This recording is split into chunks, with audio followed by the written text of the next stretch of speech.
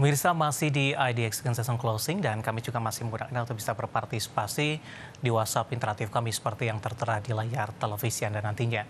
Dan langsung saja pemirsa kita akan coba lihat 4 saham pilihan yang direkomendasikan dan mungkin saja bisa menjadi referensi untuk Anda dan lagi-lagi keputusan investasi tetap ada di tangan pemirsa IDX Channel. Grafis di layar televisi Anda, 4 saham pilihan yang direkomendasikan ada BRPT, direkomendasikan trading buy, supportnya di 1540. Resistennya di 1820, era buy on breakout, supportnya di 490, resisten hingga ke 590.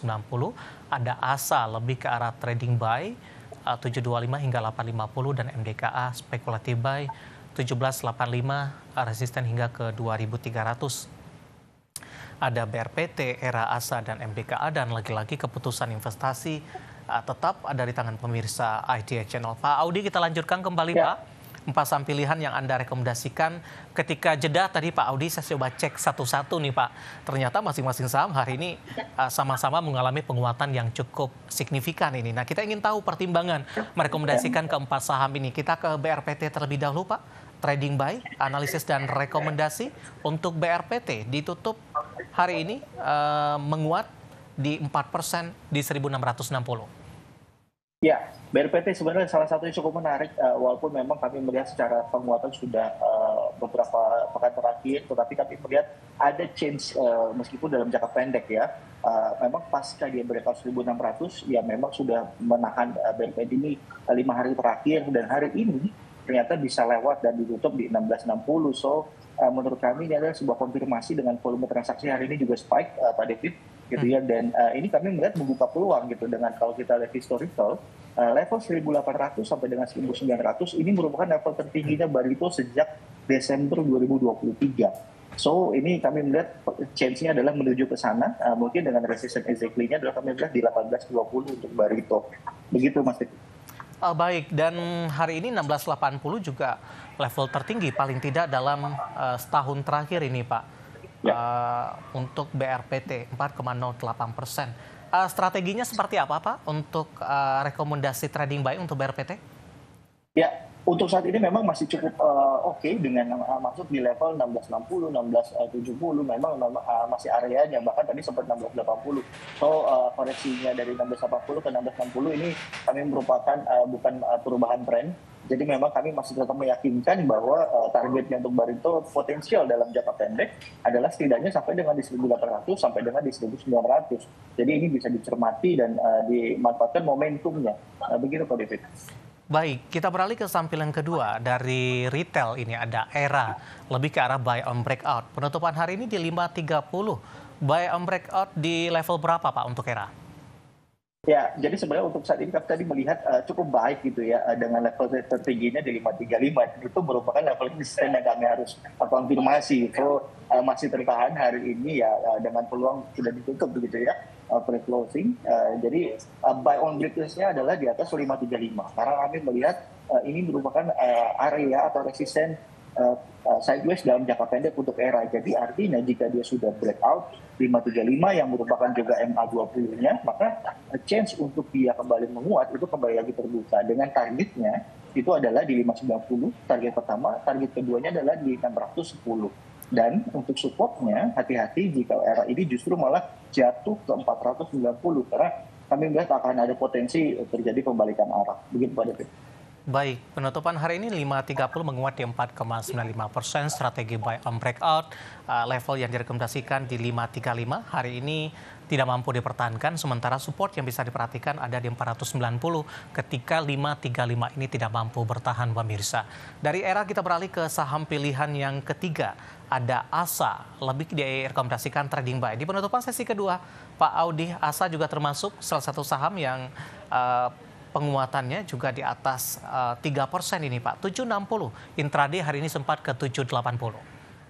Ya, ASA menjadi salah satu yang cukup menarik begitu Pak David, karena memang kami melihat secara tren baik jangka pendek maupun jangka menengah ini memang dalam tren yang cukup bullish yang terasa karena tidak berada di atas moving average 20 harinya.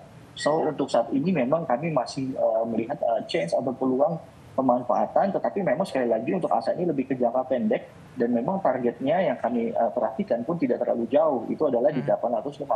Jadi cukup hati-hati dan cukup cukup harus diperhatikan secara ketat begitu dengan batasan jika justru malah aset ini turun ke bawah 725, ya kami pikir penguatan dalam jangka menengah dan pendeknya ini kemungkinan bisa terjadi perubahan arah. Begitu Pak David.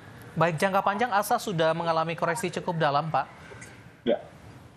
Ya, betul. Karena memang kalau kita lihat dari awal tahun begitu ya, Pak David, ya memang sempat dia drop bahkan sampai dengan di 490-an. Jadi tekanan cukup signifikan dan pasca dividen ASA pun kembali lagi masih mengalami penguatan. Tetapi memang kami sekali lagi melihat untuk saat ini memang peluangnya lebih ke jangka pendek hingga menengah. So, untuk saat ini dengan resisten yang kami tetapkan juga tidak terlalu jauh dari harga saat ini dan mungkin bisa dimanfaatkan peluangnya untuk dalam jangka pendek. Baik, masih cukup berat tidak Pak ASA ke 900 mungkin atau balik ke level 1000?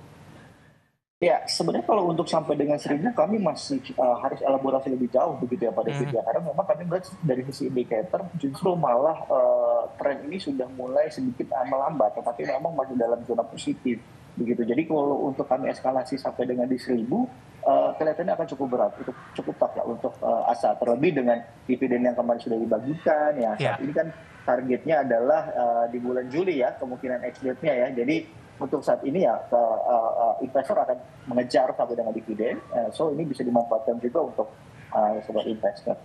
Baik, terakhir MDKA Pak, hari ini melesat di 9%, kembali ke level 2 di atas 2000-an setelah di perdagangan akhir pekan lalu mengalami tekanan yang cukup dalam hingga ke 1700-an ini. Spekulatif buy untuk MDKA, momentum dari sisi teknikalnya?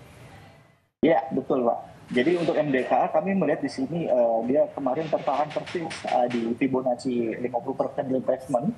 So 1700 menjadi support yang cukup kuat kami lihat saat ini gitu ya, dengan saat ini sudah berhasil rebound, tetapi memang untuk saat ini lebih ke spekulatif. Mengapa demikian? Karena kami lihat volume transaksinya belum significantly terjadi kenaikan begitu Pak Devi. Jadi memang kekhawatiran untuk terjadi koreksi atau terjadi profit taking masih sangat terbuka. Jadi memang kami lebih merekomendasikan untuk spekulatif buy untuk MDKA memang dengan resisten. Untuk saat ini kami melihat level tertinggi sebelumnya kami jadikan sebagai titik resisten, yaitu adalah di 2300. Tetapi hati-hati sekali jika justru malah MDKA ini berbalik turun ke bawah 1785 untuk saat ini. Baik, 4 saham pilihan yang direkomendasikan ada BRPT, ERA, ASA, dan MDKA, dan lagi-lagi keputusan investasi tetap ada di tangan pemirsa IDX Channel. Pak Audi kita kembali, saya akan coba sampaikan update penutupan perdagangan di sesi kedua hari ini dan juga beberapa data perdagangan lainnya yang berhasil dihimpun oleh tim redaksi kami. Dan pemirsa, di penutupan perdagangan di sesi kedua hari ini, indeks harga saham gabungan ditutup menguat meskipun penguatan terbatas. Namun kabar baiknya adalah masih mampu bertahan di atas level psikologis di 6.900-an. Tepatnya ditutup menguat di 0,44% di 6.927,679. Intraday tertinggi hari ini di 6.949, sementara terendah sempat melemah ke 6.876,259 usai naik tinggi pasca dibuka di sesi pertama pada pagi tadi. Langsung saja kita ke grafis yang pertama, kita akan coba lihat updatean penutupan beberapa indeks lainnya seperti MNC 36 ditutup menguat di 0,38%. Jakarta Islamic Index juga menguat di 1,94%. LQ45 juga menguat di 0,27%. Ya, dapat Anda saksikan grafis yang pertama di layar televisi Anda pemirsa, MNC 36, Jakarta Islamic Index, dan juga ada LQ45. Selanjutnya, rotasi pergerakan sektoral barang baku sepertinya masih mampu memimpin penguatan di 3,33%. Konsumsi non-primer menguat di 2,16%, teknologi melemah di 0,51%, dan keuangan hari ini juga menjadi pemberat di 0,48%. Selanjutnya, saham-saham yang hari ini yang bertahan di zona hijau dan menjadi penopang IHSG yang masuk ke dalam deretan top gainers. Ada Antam bertahan di 3.000-an dengan menguat di 3.040, BRPT di 1.660, Cuan hari ini Cuan di 12.600, dan Telkom menguat ke 2.780. Sementara posisi saham-saham yang menjadi pemberat dari perbankan pick up ada BMRI melemah ke 4.880, BBRI melemah di 3.740. Transaksinya 1 triliunan pemirsa. Kemudian Gotoh semakin menjauhi level 60, 58, dan DSSA juga melemah di 53.575. Ya, updatean penutupan peragangan sesi kedua dan semoga bisa menjadi referensi untuk Anda, terutama dalam menghadapi perdagangan di keesokan harinya.